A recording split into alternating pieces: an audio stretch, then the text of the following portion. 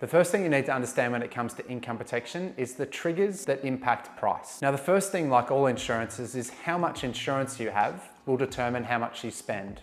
So the more insurance you have, the more you pay. Unlike other insurances, income protection has a couple of key definitions that differ. The first one being the waiting period. And the waiting period is how long you need to be off work or how long you can't work before you start getting paid by the insurance company. The second key definition is the benefit period, which is how long these benefits are paid if you were to claim. Now, firstly, looking at the waiting period, the shorter the waiting period, meaning the less time you need to have off work before you start getting paid, the more expensive your premiums are. The longer the waiting period, the cheaper the premiums become. The opposite happens with your benefit period. The shorter your benefit period, meaning the less time the insurance company needs to pay you if you were to claim, the cheaper the price is. And the longer the benefit period is, meaning how long the insurance company pays you if you are on claim, the more expensive it becomes. So like all insurances, if you're looking at income protection, my belief is having the minimum levels of cover at all times. Now, some advisors suggest a shorter waiting period being 30 days because you need the money. There's not many people that have much savings that they can rely on.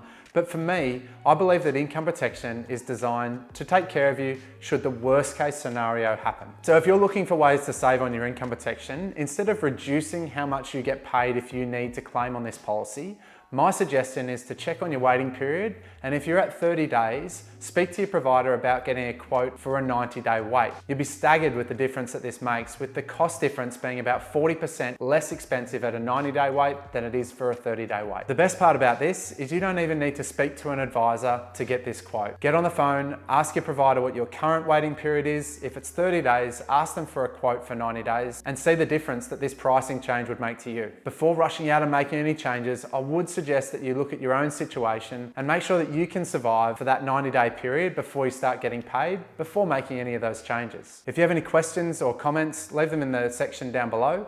Thanks again for watching, and I'll see you all next time.